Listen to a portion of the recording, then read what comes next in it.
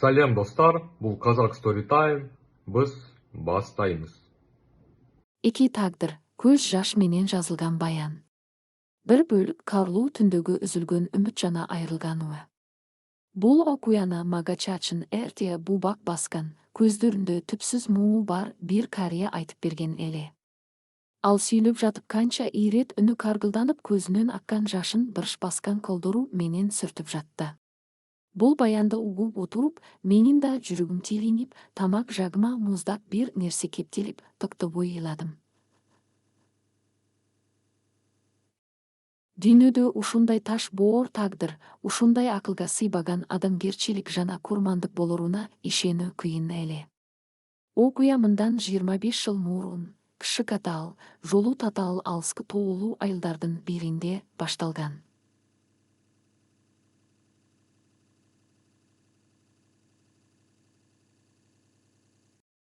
Бакыттын акыркы ирмемдери.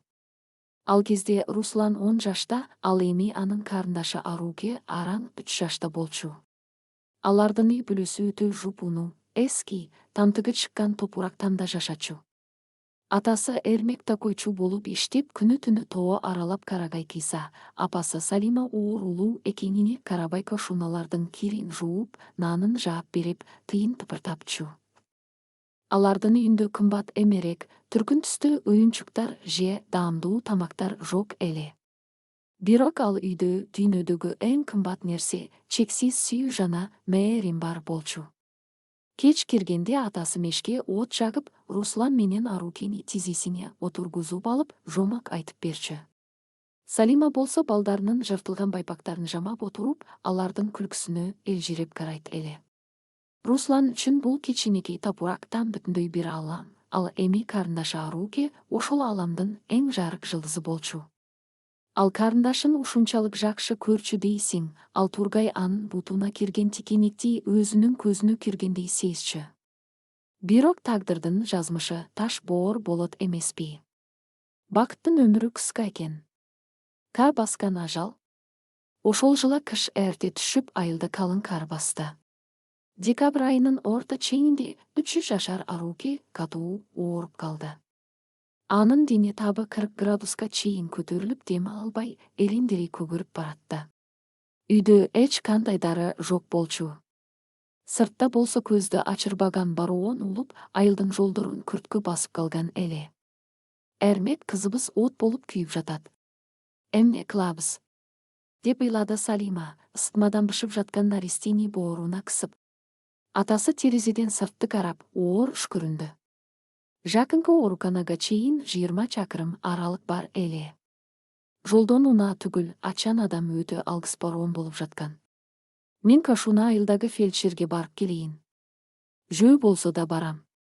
Башка аргабыз жок, деди Эрмек, эски тонун кийип жатып. Салима күйөөсүнүн жалгыз кетишине чыдабай, аны менен кошо барууну чечти. Мен сени менен барам. Эки адам болсок, бири-бирибизге жөлүк болобуз. Фельдшерди көндүрүп тезирээк алып келебиз, деди эне Байкуш, балдарынын өмүрү үчүн баарына даяр болуп. Алар үйдүн эшигинин алдында 10 жашар Русланга бурулушту. Балам, Руслан, сен эркек баласың. Биз келгиче үйдүн ээси сенсиң. Карындашыңдын жанынан бир каршылба. Мешке от сал, сууп киргизбе. Биз тез эле келебиз, уктуңбу? Деди атасы, уулунун башынан сылап. Салима көз жашын сүртүп, Русланды бекем кучактады. Уулум, карындашыңа көз сал. Анысага, экөөңөрдү Кудайга аманат кылдым деп энелик жүрөгү бир жамандыкты сезгендей, уулунун бетинен узакка жыттап, эшикке чыгып кетишти. Бул Русландын ата энесин эң акыркы жолу тирүү көрүшү. Түбөлүктүү жана муздак таң. Түн ортосу ооду. Бароон үйдүн чатырын жуучудай уулуп, терезелерди каккылап жатты. 10 жашар Руслан мешке акыркы отундарды салып, Арукенин жанында отурду. Ал карындашынын ысык маңдайына муздак чүпүрүк басып, анын кичинекей колдорун өзүнүн алаканына кысып жылтып жатты. Аке? Апам качан келет? Менин этим ооруп жатат, деп ыңгыранды Аруке, көздөрүн ача албай. Чыдачы, алтыным. Апам азыр келет. Сага таттуу дары алып келет. Эртең сен сакайып кетесиң, экөөбүз сыртка чыгып кар адам жасайбыз деп жоткотту Руслан, өзүнүн көзүнөн аккан жашын карындашына көрсөтпөй сыртып. Бирок таң атты, алар келишкен жок. Түш болду, эшикти эч ким каккан жок. 2 күндөн кийин гана бароон басылып, айылдын эркектери жол тазалоого чыгышканда, алар айылдан 5 чакырым узактан, кардын алдында кучакташып тоңуп калган Эрмек менен Салиманын сөөгүн табышты. Алар балдарына дары табуу үчүн жан талашып баратып, жолдон адашып, табигаттын таш боор ажалына моюн сунушкан эле. Русланга ата энесинин өлүмү тууралуу кабарды айыл өкмөтү угузду. Ошол учурда 10 жашар баланын ичиндеги балалык дүйнөсү толугу менен талкаланып, ордуна эртеңки күндүн жүгүн көтөргөн чоң адамдын акылы орноду. Ал ыйлаган жок. Ал болгону бөлмөнүн бурчунда эч нерсени түшүнбөй, эски куучагын кучактап отурган 3 жашар Арукени бекем бооруна кысты. Коркпо, Аруке, мен бармын. Мен сени эч качан ыйлатпайм. Сага эч кимди тийгизбейм деп шыбырады Руслан, карындашынын чачынан жыттап. Бул сөз анын өмүр бою бекем кармай турган, бүтүндөй тагдырын талкаласа да артка кайтпай турган ыйкан топшу. Тозактун босогосу, балдар үйү.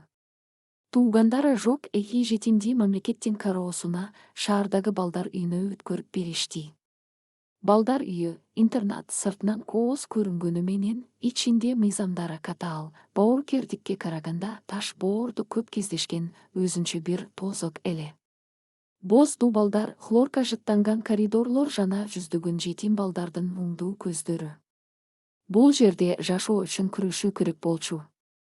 Улуу жана күчтүү балдар кичинекейлердин тамагын тартып алып, аларды сабап, өздөрүнүн эрежелерине баш ийдирүүгө аракет кылышчу. Руслан биринчи күндөн баштап эле бир нерсени түшүндү. Эгер ал алсыз болсо, Аруке кордук көрөт. Ал өзүнүн балалыгын унутуп, карындашы үчүн калканга, шитке айланды. Ашканада тамак ичип жатканда, улуу балдар келип Арукенин алдындагы нанды же котлетти алмакчы болушканда, Руслан алардын колун түртүп жиберчү. Ага тийбей келе.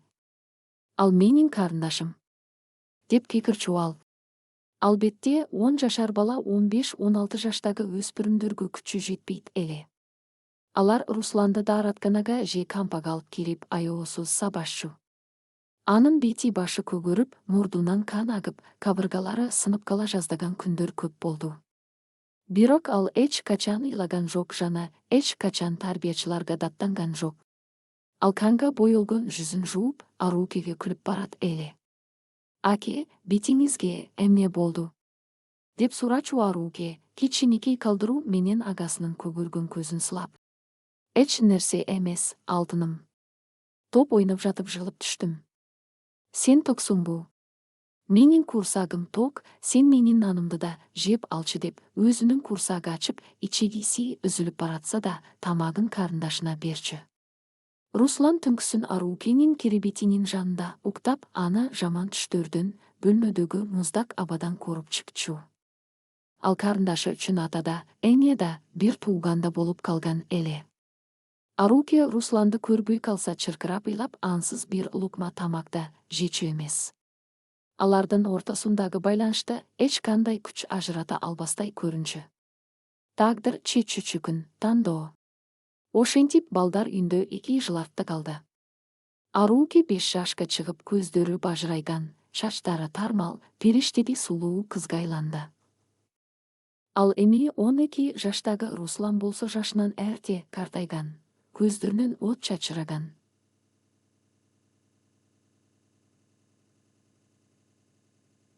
Жараланган. Бир күнү балдар үйүнө кымбат баалуу унаа менен бир бай үй бүлө келди. Күйөөсү чоң бизнесмен, аялы болсо кымбат тон кийген, жашы 40-тарга барып калган. Лаштын иски 2-1 айым эле. Алар бала багып алуу, усыновление максатында келишкен болчу. Директор аларды балдар ойноп жаткан бөлмөгө алып кирди. Аялдын көзү дароо эле терезенин жанында куучак ойноп отурган, сүттей аппақ жүзді Арукеге түшті. Қандай соның қыз? Кудың әлі фарфор курчакта екен. Біз ушул кызды алабыз. Ага эң жакшы кийимдерди кийгизип, чет өлкөдөн билим беребиз. Ал биздин хамбикебиз болот, деди аял Арукени тиктеп.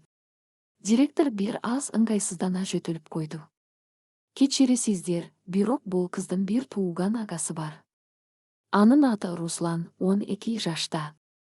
Мыйзам боюнча, ошондой эле адамгерчилик жагынан алганда да бир туугандарды ажыратууга болбойт. Эгер алсаңыздар, экөөнү тең алышыңыздар керек. Бизнесмендин аялынын жүзү бузулуп кетти. Эмне? 12 жаштагы көчөнүн тарбиясын көргөн бейбаш баланы биз эмне кылабыз? Жок, бизге жалаң гана ушул кыз керек. Биз кызды гана алабыз, деп кесе айтты ал. Директор баш тартты. Анда кечирип коюңуздар, мен уруксат бере албайм. Руслан карындашын эч качан бербейт, ал кыз үчүн жанын берүүгө даяр. Бул сүйлөшүүнү эшиктин артында турган Руслан угуп калган эле. Анын жүрөгү токтоп калгандай болду. Арукени менден тартып алышабы? Жок, мен аны эч качан бербейм, деп ойлоду ал ичинен. Ал чуркап кирип, Арукени бекем кучактап. Ал менин карындашым. Биз эч жакка барбайбыз, деп кекирмакчы болду. Бирок бөлмөгө кирерге бир кадам калганда ал тактоп калды. Анын көз алдына Арукенин тешилген байпагы, кышында сууктан титиреп чыккан түндөрү, балдар үйүндөгү катаал жашоо жана эртеңки бүдөмүк келечек тартылды. Эгер Аруке ушул жерде калса, аны эмне күтүп турат? Ал Руслан сыяктуу эле турмуштун азабын тартып, эч качан бактылуу балалыкты көрбөй калат. Ал эми тигилбай адамдар ага баарын беришет. Жылуу үй, даамдуу тамак, кооз кийимдер, келечек. Алар Арукени хамбикедей багышат. Русландын ичиндеги 12 жашар бала менен эрезиге жеткен чоң адамдын акылы жан талаша күрөшү баштады. Эгер мен аны бербесем, мен аны өзүмдүн эгоизмим үчүн ушул тозокто алып калган болом. Апам мага аны эч качан ыйлатпа деген. Эгер ал байларга кетсе, ал эч качан ыйлабайт, бирок менен түбөлүккө коштошот. Руслан дубалга сүйөнүп, унчукпай көз жашын төктү. Бул жаш баланын өз жанын тирүүлөй сууруп берүү менен барабар болгон эң оор, эң азаптуу чечими эле. Жүрөктү телген коштошуу. Эртеси күнү директор Русланды өз кабинетине чакырды. Руслан, балам, тигил үй бүлө Арукени гана алгысы келип жатат. Мен аларга баш тарттым. Бирок алар абдан бай адамдар. Алар Арукеге укмуштуудай келечек тартуулай алышат. Мен сени мажбурлабайм, чечимди өзүң кабыл ал, деди директор, баланы аяп карап.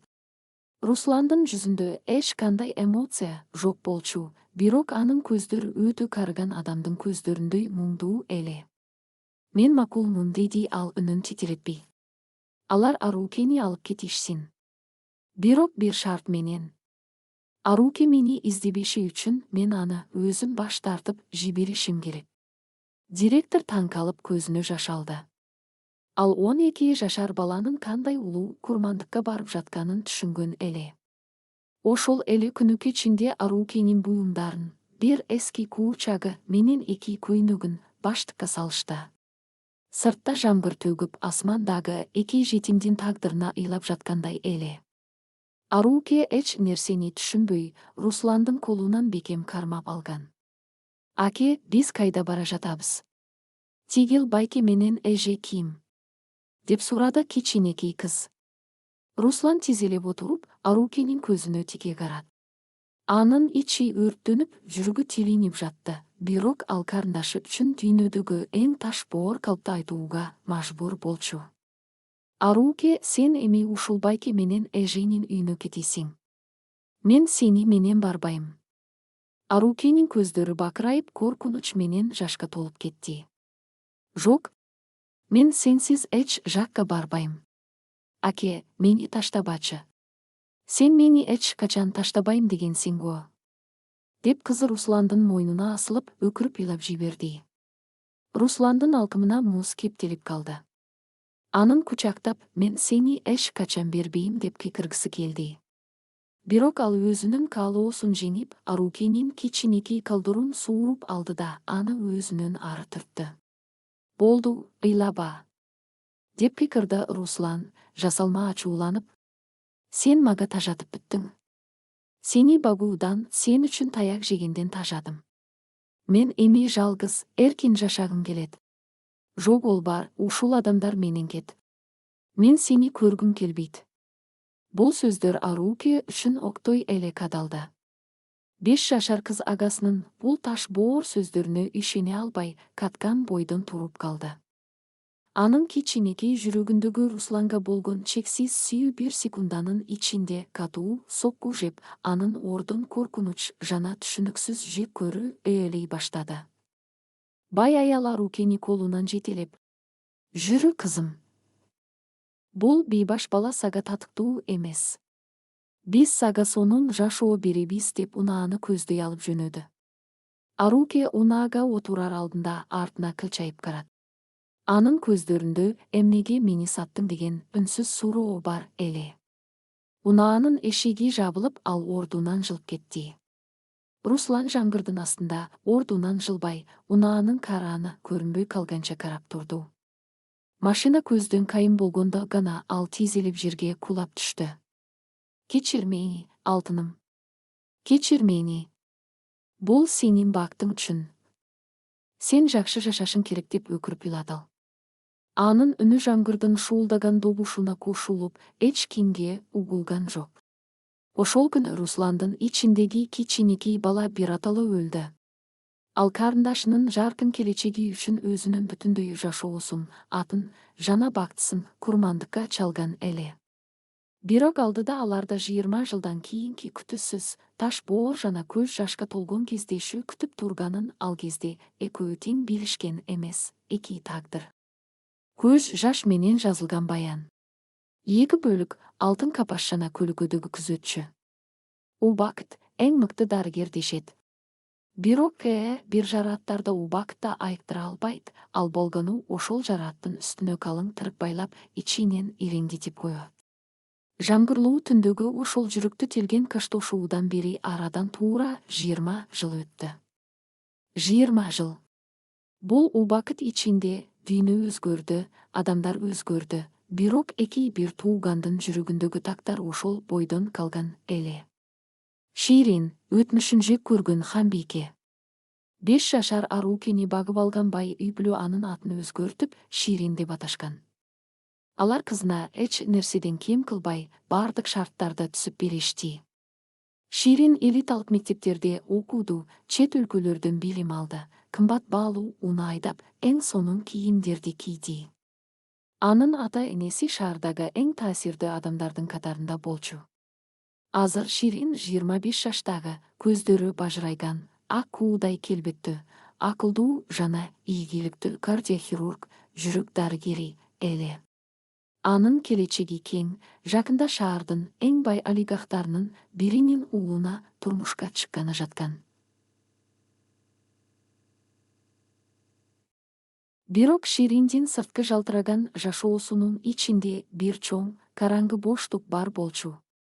Ал өзүнүн чыныгы ата-энесин эске албаганда да, балдар үйүндөгү жашоосун бүдөмүк гана эстечү. Анын эсинде так сакталып калган бир гана нерсе бар эле, жамгыр төгүп турган түнү аны түртүп жиберген: «Мен сенден тажадым. Жогол көргүм келбейт» деп кекирген агасынын таш боор жүзү. Ширин ал баланы бүткүл дүйнөсү менен жек көрчү. Ал мени сатты. Ал мени байлыкка, өзүнүн эркиндигине алмаштырды деп ойлочу ал дайыма. Шириндин психологу ага өтмүштү кечирүүнү сунуштаганда, ал кескен түрдө баш тарткан. Анын жүрөгүндө агасына болгон сүйүү эчак эле өлүп, ордуна муздак жек көрүү орногон болчу. Ал ошол акмак агасынын көчөдө селбесак болуп, аракеч болуп кеткенине толуп ишенчү жана аны эч качан көргүсү келбейт эле. Руслан — жалгыздыктын түбү. Ал эми Русландын жашоосу кандай болду? Балдар үйүнөн 18 жашында чыккан Русланды эч ким, эч жерде күтүп турган эмес. Анын барар жери, таянар тоосу жок болчу. Ал өзүнүн жаштыгын ден соолугун эң оор жумуштарга арнады. Курулушта иштеди, базарда жүк ташыды, кышында көмүр түшүрдү. Анын максаты байуу эмес эле, анын жашоосундагы жалгыз максаты карындашынын алыстан болсо да амандыгын, бактылуу экенин көрүү болчу. Руслан азыр 32 жашта. Бирок анын жүзүн караган адам 45-50 жаштагы киши деп ойломо. Дайыма суукта, оор жумушта жүрү берип, анын бөйрөктөрү катуу ооруга чалдыккан. Бетинде терең бырыштар пайда болуп, колдору чор басып жарылып кеткен. Ал шаардын четиндеги нымдуу, эски жатакананын бир кичинекей бөлмөсүндө жалгыз жашачу. Анын бөлмөсүндө эч кандай кымбат буюм жок болчу. Бирок киребетинин астында эң айык сыра бекем катылган бир эски жыгач кутуча бар эле. Бул кутучанын ичинде Шириндин, Арукенин сүрөттөрү толуп жаткан. Ооба, Руслан карындашын эч качан унуткан эмес. Ал бай үй бүлөнүн ким экенин билип алып, 20 жыл бою Ширинди алыстан көлөкө сыяктуу күзөтүп жүрдү. Ширин 1-класска барганда Руслан мектептин темир тосмосунун артында жаңгырда суу болуп карап турган.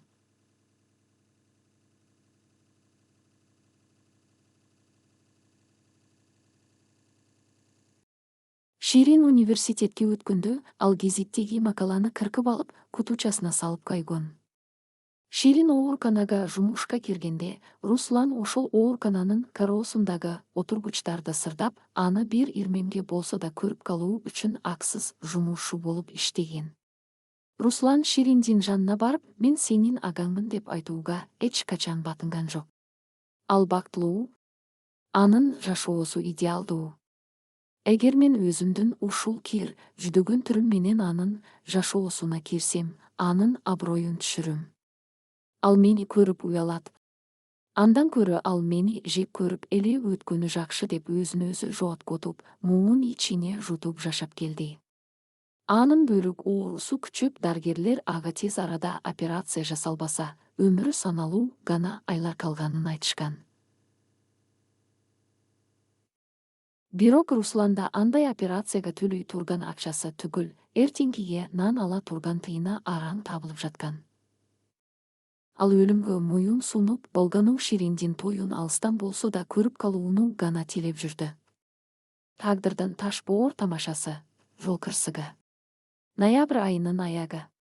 Көздү ачырбаган кар аралаш муздак жамгыр нөшөрлөп төгүп жаткан кез. Ширин өзүнүн кымбат баалуу жол тандабас, внедорожник унаасы менен шаардын четиндеги трассада бара жатты. Анын жанында болочок күйөөсү, байдын эрке уулу Азамат отурган. Экөө катуу урушуп келе жатышкан. Азамат мас абалда болуп, Ширинди кызганып, рулду жукулдатып жатты. Такточу. Биз авария болобуз. Мага тийбе. Деп кыйкырды Ширин, унааны башкара албай. Ал эми ошол эле учурда жолдун четиндеги тротуарда жумушунан чарчап, сууктан калтырап, эски күрмөсүнүн жакасын көтөргөн Руслан келе жаткан. Анын бөйрөгү катуу сайгылашып, ар бир кадамы азап менен басылып жатты. Күтүүсүздөн трассада жүрүктү титиреткен тормоздун үнү угулду. Шириндин унаасы каршы тилкеге чыгып кетип, алдынан келе жаткан чоң жүк ташуучу унаа, фура менен сүрүштү. Көз унаа абада бир нече жолу ала салып, жолдун четиндеги темир тосмону сүзүп барып тактоду. Катуу соккудан унаанын алдыңкы бөлүгү жанчылып, капотунан коюу кара түтүн, андан соң жалын чыга баштады.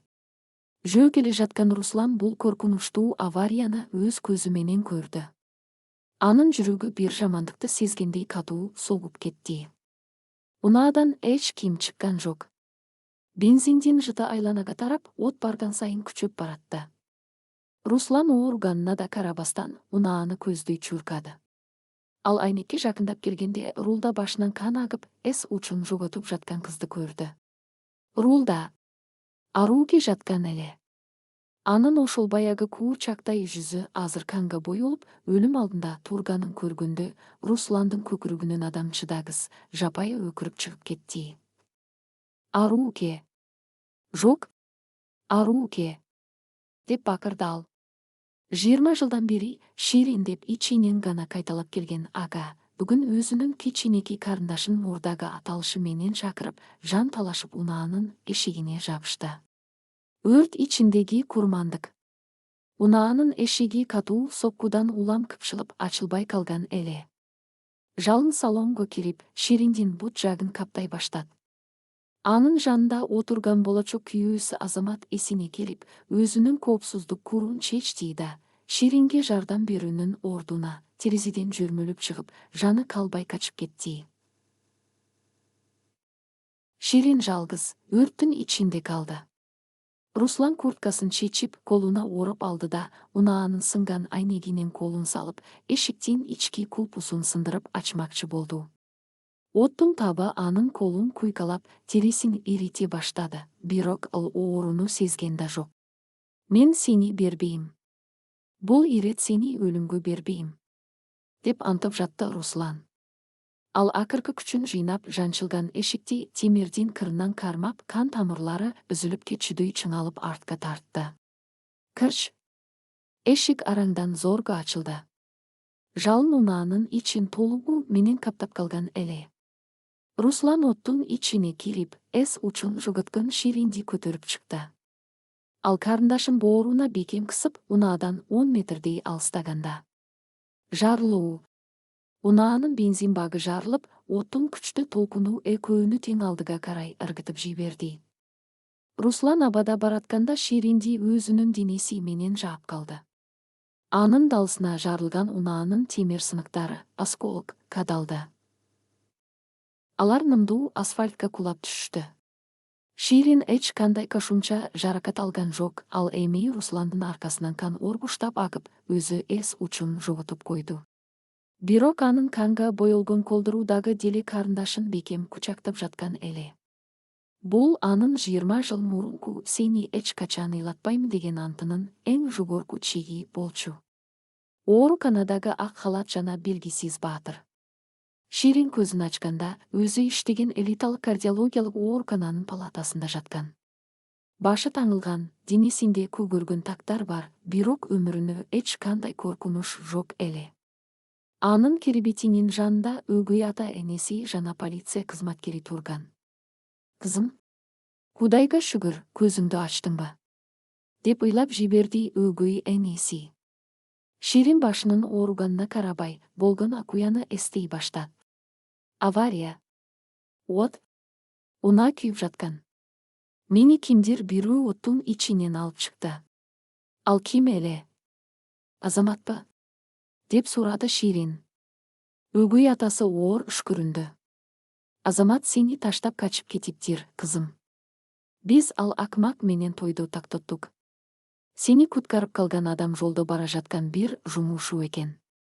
Ал сени оттун ичинен сууруп чыгып, жарылуу болгондо сени өз денеси менен жаап калыптыр.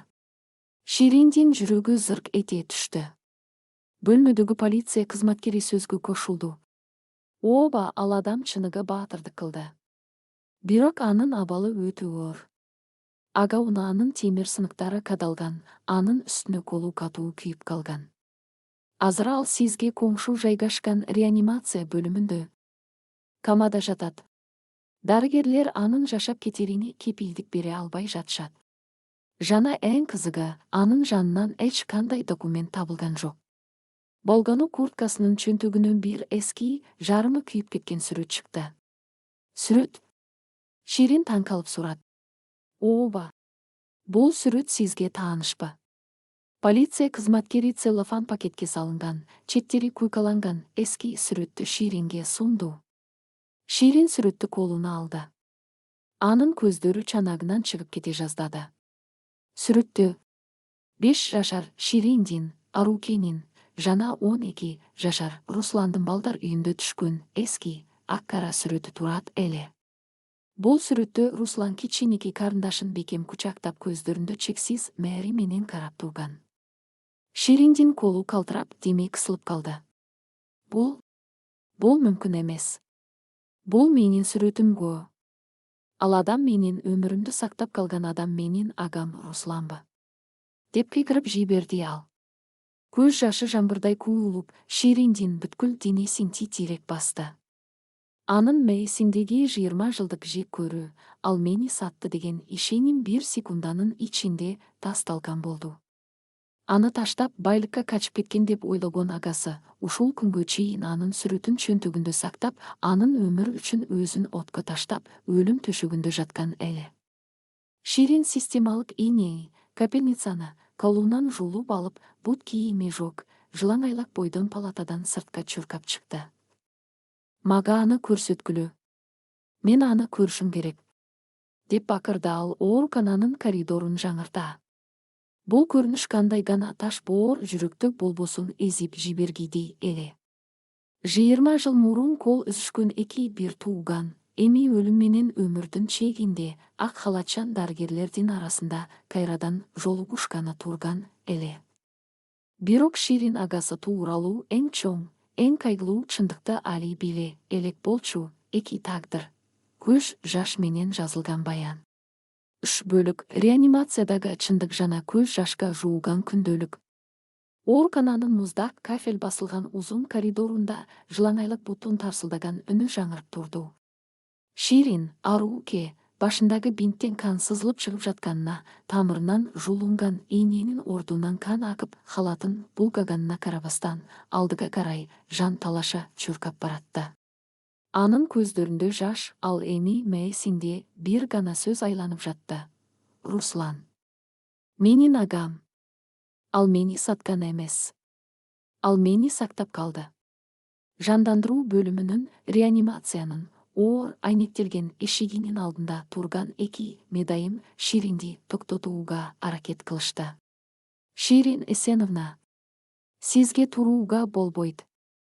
Абалыңыз оор, палатага кайтыңыз. Бул жакка кирүүгө тыюу салынат, деп пикирди улуу медайым. Кое бергиле мени. Ал менин агам. Мага тийбегиле, деп жан үрөй бакырды Ширин, алардын колдорун түртүп жиберип. Ал кардиохирург катары бул бөлүмдүн эрежелерин 5 колундай билчү, бирок азыр ал дарыгер эмес, 20 жыл бою агасын жек көрүп, эми чындыктын жүзүн көргөн алсыз, жараланган карындаш эле. Ширин реанимациянын эшигин жулка ачып, ичкери кирди. Аппараттардын үнү жана муңдуу көрүнүш. Бөлмөнүн ичиндеги жасалма дем алдыруу ушул аппараттардын, ивл, жана жүрөктүн кагышын көрсөткөн мониторлордун бир калыпта чыккан, чик-чик эткен үнү өлүмдүн саатындай сезилип турду. Бөлмөнүн так ортосундагы киребетти денесин түтүкчөлөр каптаган, бити колу бинт менен таңылган адам жатты. Анын дем алганы дээрлик билинбейт. Ширин киребетке жакындап келип, буттарынан ал кетип, тизелеп кулап түштү. Ал агасынын ачык калган жүзүн карат. Бул 32 жаштагы адамдын эмес, жашоонун азабын чегине чейин тарткан, жаштагы кишинин жүзүндө эрте картайган, терең бырш баскан жүз эле. Русландын кирпиктери куйкаланган, ал эми оттун жалынынан күйгөн колдору таңылуу болчу. Ширин кардиохирург катары монитордогу сандарды карады да, жүрөгү токтоп кала жаздады. Кан басымы өтө төмөн, жүрөктүн кагышы алсыз. Анын агасы өлүм менен өмүрдүн ортосунда, кылдын ушунда турган эле. Руслан. Аке? Деп антоп жиберди Ширин, агасынын таңылган колун бетине басып. Кечир мени. Мен сени ушунча жыл жек көрүп келдим. Мен сени мени таштап кетти деп ойлогом. Сен эмнеге мени издеген жоксуң? Эмнеге мага чындыкты айткан жоксуң? Аке, көзүңдү аччы. Мен Арукеңмин. Сенин кичинекей карындашымын. Бирок Русландын кирпиги да кыймылдаган жок. Ал терең комада жаткан. Ошол маалда палатага бөлүм башчысы, Шириндин устаты жана тажрыйбалуу хирург Канат Байке кирип келди. Ал Шириндин ийнине колун акырын койду. Ширин. Бул бейтап сенин бир тууганың экенин жаңа эле уктум. Мен абдан өкүнөм, кызым, деди ал, үнү каргылданып. Канат Байке. Аны сактап калыңызчы. Сиз эң мыкты хирургсуз го. Баарын жасайбыз, мен өзүм операцияга кирем. деп Ширин жалдырап ордунан тура калды. Дарыгер оор үшкүрүнүп башын чайкады. Ширин, сен дарыгерсиң. Мага эмоциясыз кулак сал. Агаңдын аркасына унаанын темир сыныктары, осколок, терең кирип, умурткасына зыян келтирген. 3 даражадагы күйүк алган. Бирок эң коркунучтуусу бул эмес. Шириндин дими ичине катылды. Анда эмне? Башка эмне жаракат бар? Деп сурады ал титиреп. Канат байке колундагы медициналык картаны ачты. Аварияга чейин эле агаңдын абалы өтө оор болгон экен. Анын эки бүйрөгү тең иштебей калыптыр. 4 стадиядагы өнөкөт бүйрөк кемтиги, почечная недостаточность. Ал катуу суукта, оор физикалык жумуштарда көп жыл иштеп ден соолугун толук талкалаган. Анын организми эчак эле ууланып баштаган экен. Ал диализге, канды тазалоочу аппаратка да барбай, ооруну текесинен тик туруп өткөргөн. Мындай абалда анын авариядан аман калышынын өзү медициналык керемет. Анын жүрөгү гана кандайдыр бир күчтүү өрктин таасири менен согуп жатат. Бул сөздөр Ширин үчүн кулагына куюлган каргошундай болду. Анын агасы өз жанын аябай, өлүм алдында жүрүп да карындашынын өмүрүн сактап калган экен. Эмнеге? Эмнеге ал өзүн мынчалык кардоду? Деп ыйлады Ширин, дубалга сүйүнүп ылдый кулап. Суук бөлмө жана жыгач кутуча. Кечинде Ширинди полиция кызматкери Русландын жашаган жерине алып барды. Бул шаардын четиндеги эски, нымжыттанган жумушуулар жатаканасы эле. Ширин кымбат баалуу пальтосун кийип, бул караңгы жана кир коридор менен басып баратып, агасынын ушунча жыл бою кандай тозакта жашаганын өз көзү менен көрүп, жүрөгү тилинип жатты. Полиция эшиктин кулпусун ачып, Ширинди ичкери киргизди. Биз тинтүү жүргүзгөнбүз. Документтеринен тышкары эч кандай баалуу буюм табылган жок, деди кызматкер жана сыртта күтүп калды. Бөлмөнүн ичи өтө кичинекей, муздак жана караңгы эле. Бир эски темир керебет, сыры кеткен шкаф жана кичинекей стөл. Стөлдүн үстүндө бир кесим катып калганнан жана жарым кружка сууп чай туруп тур. Шириндин көзүнүн жашы куюлуп, керебеттин четине отурду. Ал агасынын ушул муздак шейшепте оорудан онтоп жалгыз жаткан түндөрүн элестетип, ичегиси үзүлүп кетчүдөй кыйналды. Керебеттин астынан ал бир эски, кулпусу жок жыгач кутучаны байкап калды. Ширин кутучаны сууруп чыгып, тизесине койду. Анын колдору калтырап, кутучанын капкагын ачты. Кутучанын ичи толугу менен Шириндин жашоосуна арналган эле.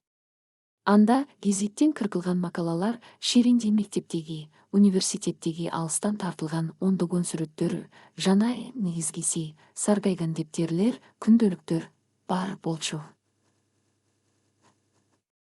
Бул Русландын 20 жыл бою карындашына жазып, бирок эч качан жөнөтө албаган каттары эле. Ширин биринчи дептерди ачты. Андагы жазуулар Русландын жаш кезинде балдар үйүндө жазылган экен. Көз жашына тамган тамгалар бүдүмүк болуп калыптыр. Көз жаш менен жазылган каттар. Ширин титиреген колу менен дептердин биринчи барагын окуй баштады. 2006 жыл 14 ноябрь. Аруу кем, менин алтыным. Бүгүн сен кеткениңе бир жума болду.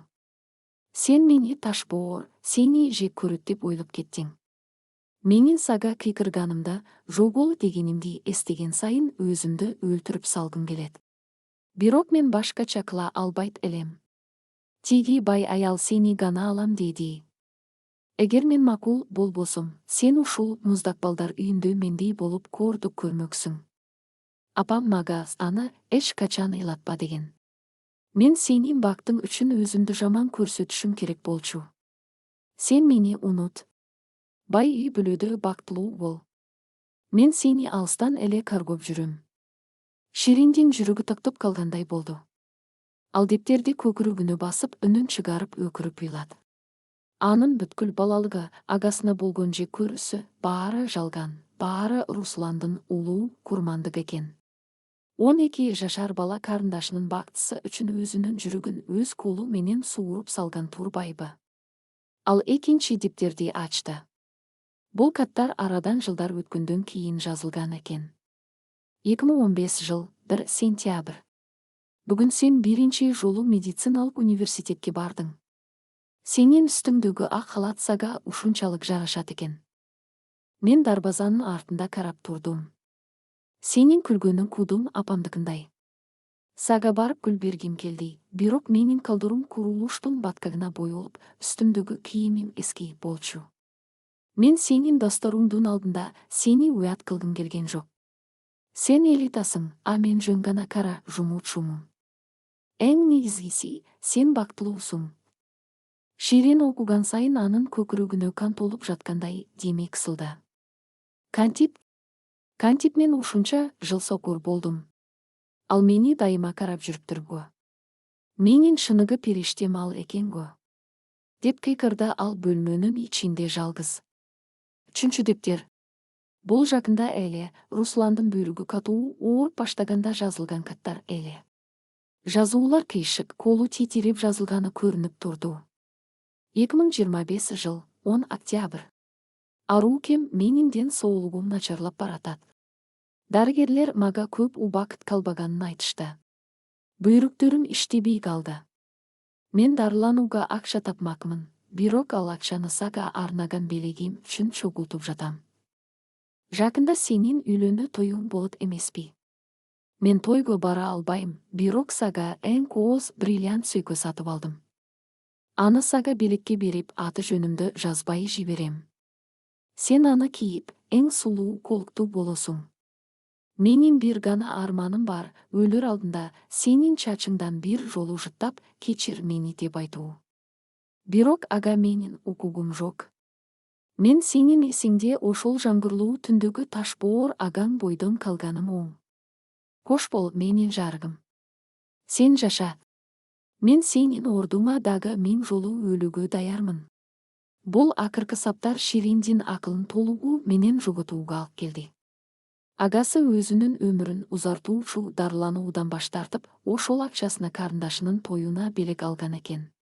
Анан ошол эле тойго даярданып жаткан карындашын өрттөнүп жаткан унаадан куткарып, өзүн ажалга тапшырып берген турбайбы? Ширин кутучанын эң түбүнөн кичинекей баркыт кутучаны тапты. Аны ачса ичинде чындап эле көздүн жоосун алган кымбат баалуу бриллиант сөйкө жаркырап турду. Бул сөйкөдө Русландын төгүлгөн тери, суукта тоңгон колдору, берилбеген жана чексиз сүйүүсү катылган эле. Ширин сөйкөнү көкүрөгүнө басып, Русландын эски киребетинин үстүндө өкүрүп, онтоп ыйлап жатты. Бул көз жаш 20 жылдык жоготуунун, өкүнүчтүн жана кечиримдин көз жашы болчу. Ал ушунча жыл бою байлыктын ичинде жашап, бирок дүйнөдөгү эң бай, эң улуу жүрөктүү адамды өзүнүн агасын жоготуп алганын эми толук түшүндү. Өмүр үчүн күрөш, кардиохирургдун чечими. 2 сааттан кийин Ширин ооруканага кайтып келди. Анын көздөрү шишип кызарып калган, бирок жүзүндө буга чейин болуп көрбөгөндөй чечкиндүүлүк бар эле. Ал палатасына барбастан түз эле башкы дарыгердин кабинетине кирди. Канат байке. Мен чечим кабыл алдым, деди Ширин, үнү бекемдеп. Дарыгер ордунан турду. Ширин, сага эс алуу керек. Агаңдын абалы биз колубуздан келгендин баарын кылып жатабыз. Жок, сиздер колуңуздардан келгендин баарын кылган жоксуздар. Анын бүйрөгү иштебесе, ага донор керек. Мен өзүмдүн бүйрөгүмдү берем, деди Ширин, көздөрүнөн от чыгып. Канат байке шок абалда калды. Сен эмне деп жатасың? Бул акылсыздык. Сен авариядан жаңы гана чыктың. Сенин организмиң алсыз, башыңдан жаракат алгансың. Операцияны көтөрө албай, өзүң өлүп калышың мүмкүн. Анын үстүнө агаңдын денеси күйүктөн улам инфекцияга толгон. Трансплантация учурунда бүйрөк иштебей калышы мүмкүн. Бул өтө чоң табакелдик. Мен уруксат бербейм. Ширин стөлдө 2 колу менен катуу таянып дарыгердин көзүнө тике карат. Анын үнү ушунчалык муздак жана кескен эле, бөлмөдөгү аба тоңуп калгандай болду. Ал адам ал менин агам, менин жашоом үчүн 20 жыл бою тозакта жашаган. Ал мага бактылуу балалыкты берип, өзү таштанды да чоң айгон. 2 күн мурун ал мени жалындын ичинен алып чыгып, өзүнүн денеси менен жарылууну тосуп калды. Эгер мен ага бир бүйрөгүмдү эмес, бүтүндөй жүрөгүмдү берсем дагы, анын алдындагы карызымдан кутула албайм. Эгер сиз уруксат бербесеңиз, мен башка ооруканага катырылам. Бирок мен аны өлүүгө жол бербейм. Канат байке Шириндин көздөрүндөгү кайра кайтпас чечкиндүүлүктү, нагыз бир туугандык сүйүүнү көрүп, аргасыздан башын ийкеди. Макул. Анализдерди даярдагыла. Бирок эсиңде болсун, Ширин, операция столунда экөөңөрдү тең жоготуп алуу коркунучу бар. Мен даярмын, деди Ширин. Биз бирге жашайбыз, же бирге өлөбүз. 20 жылдык ажырашуу жетиштүү. Эртеси күнү таңга маал, оорукананын эң чоң операциялык блогунда даярдык башталды. Реанимациядан Русланды аппараттарга туташтырылган бойдон алып чыгып, операциялык бөлмөгө алып бара жатышты. Ширин жашыл хирургиялык кийимин кийип, каталкада жаткан агасынын жанына келди. Ал агасынын муздак таңылган колунан кармап, маңдайынан өптү. Коркпо, аке. Бул ирет, мен сени таштабайм. Эми менин кезегим, деп шыбырады ал. Операциялык бөлмөнүн эшиктери жабылды. Эки тагдыр, 20 жыл мурун бараондуу түндө ажыраган эки бир тууган, эми бир столдун үстүндө, бир кан, бир орган менен кайрадан, бирок үчүн өлүм менен өңкүл. 20 жылдан кийинки кечирим. Оорукананын эң чоң, жаргы көздүү Уэлткан операциялык блогунда өлүмдүй тынчтык өкүм сүрүп турду. Болгону жасалма дем алдыруу ушул аппараттардын, ивл, жана жүрөктүн кагышын көзөмөлдөгөн мониторлордун гана чек-чек эткен үндөрү угулуп жатты. Бул бөлмөдө азыр эки башка операция столунда эки бир тууган жатты. Бири өмүрүнүн 20 жылын карындашынын бактысы үчүн тозакка айланткан, денеси күйүккө жана темир сыныктарына толгон Руслан. Экинчиси агасынын улуу курмандыгын жаңы гана түшүнүп, ага өзүнүн бир бүйрөгүн, керек болсо бүтүндөй жүрөгүн берүүгө даяр жаткан Ширин, арууке. Анестезиолог, уктатуучу дарыгер Шириндин тамырына дары куюп жатып. Ширин Эсеновна, ондон артка карай санаңыз, деди жумшак үн менен. Ширин башын буруп, жандагы столда эс учу жок жаткан агасын карат. Анын көзүнөн бир тамчы жаш сызылып түшүп, кулагын көздөй акты. 19. Аке, мени күт. 8. Биз эми эч качан ажырабайбыз. 7. Шириндин үнү акырындап басаңдап, ал терең, жасалма уйкуга кетти. Анын көздөрү жумулар замат Канат байке баштаган мыкты хирургдар тобу ишке киришти. Бул кадимки эли буйрук алмаштыруу операциясы эмес болчу. Русландын организми катуу уланып, күйүктөн улам алсырап калгандыктан ар бир секунд, ар бир кесилген кан тамыр өмүргө коркунуч жаратып турган эле. Клиникалык өлүм, жүрөктүн токтошу. Операция башталганына 4 сааттан ашкан. Шириндин дени сак, жаш бүйрөгү ийгиликтүү алынып, Русландын денесине көчүрүү процесси жүрүп жаткан.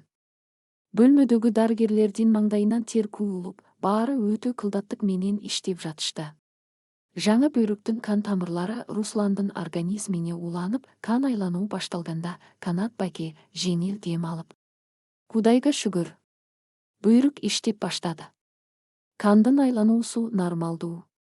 Тигиштерди баштагыла, деп буйрук берди.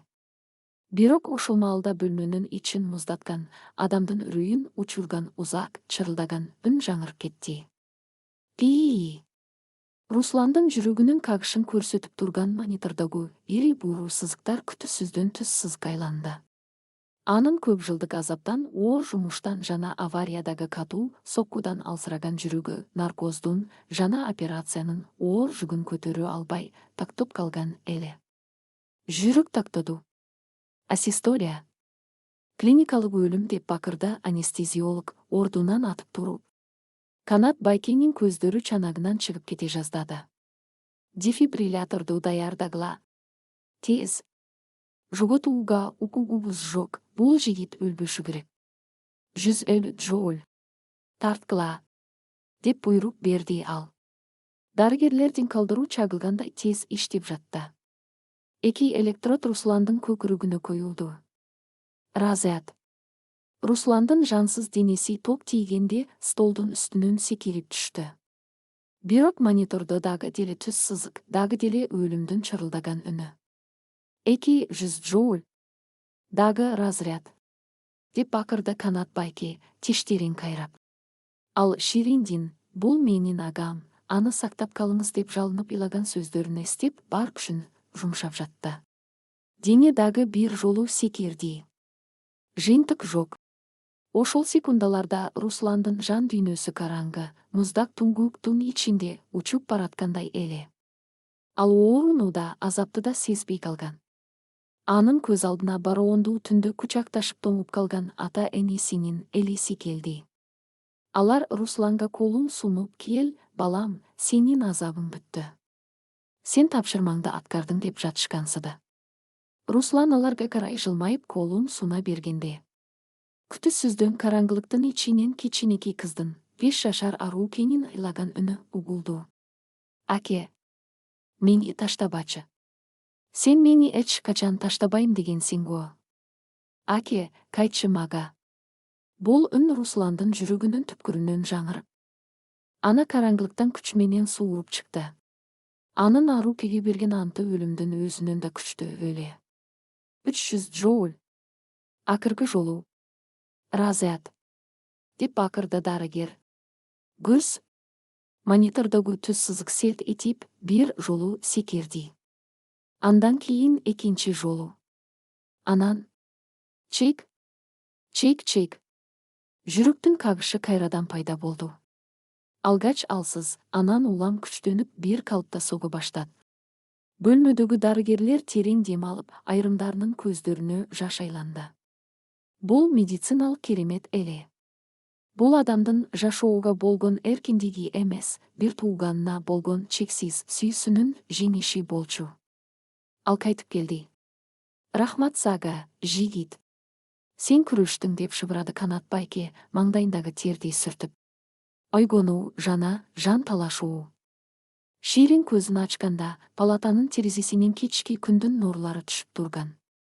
Анын ичи, операция болгон жери катуу сайгылашып ооруп жатты. Бирок ал ооруну сезгиси да келген жок. Анын мээсиндеги эң негизги ой чагылгандай чартылдады. Агам кайда? Ал жанында отурган Медайымдын колунан кармап үнү каргылданып. Агам. Менин агам кандай? Операция кандай өттү? Деп сурат. Медайым жылуу жылмайып Шириндин колун сылат. Тынчтаныңыз, Ширин Эсеновна, баары артта калды. Сиздин буйругуңуз агаңыздын организмине эң сонун кабыл алынды. Ал азыр реанимацияда, камадан чыга элек, бирок абалы туруктуу. Ал жашайт. Бул сөздөрдү укканда Шириндин көзүнөн жаш мөндүрдөй төгүлдү. Ал Кудайга чексиз ыраазычылык билдирип, үнсүз ыйлап жатты. Арадан 3 күн өттү. Бул 3 күн Ширин үчүн 3 кылымга тети болду. Ал өзү араң басып жүрсө да, күнү түнү Русландын палатасынын эшигин кайтарып, аны менен чогуу болду. Агасы Али эсине келе элек. Ширин анын жанына отургуч коюп алып, Русландын куйкаланган, бирок бинттен бошотулган манжаларын өзүнүн жүзүнө басып сааттап сүйлөп отурчу. Ал Русландын жазган күндөлүктөрүн, дептерлерин жанына алып келип, аны агасына үн чыгарып окуп берчү. Аке, мен баарын билем. Сен менин тоюма деп алган бриллиант сөйкөнү да көрдүм. Кантип ушунчалык таш боор болдуң өзүңү? Кантип мени ушунча жыл ушул чындыксыз жашаттың? Мен сени жек көрүп жүргөнүм үчүн өзүмдү эч качан кечирбейм. Мен эми сени эч качан кое бербейм, уктуңбу?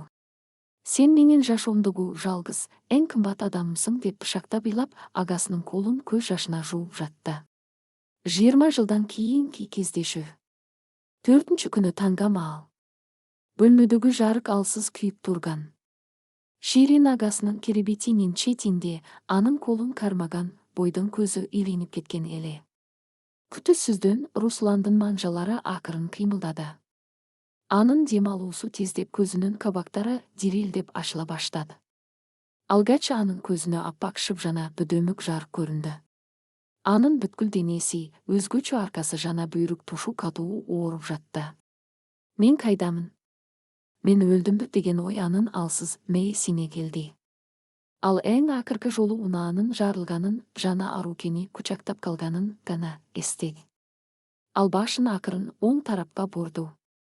Керебеттин жанында ак халат кийген, башы таңылган, бирок жүзү дүйнөдөгү эң тааныш, эң сүйүктүү кыз уктап жатты. Анын колу Русландын колун бекем кысып алган эле. Русландын көздөрү бакырайып, деми ичине тыгылып калды. Аруке, деп шыбырады ал, үні кургак жана алсыз чыгып. Бул сөз 20 жыл бою анын ичинде камалып, бүгүн гана сыртка чыккан эле.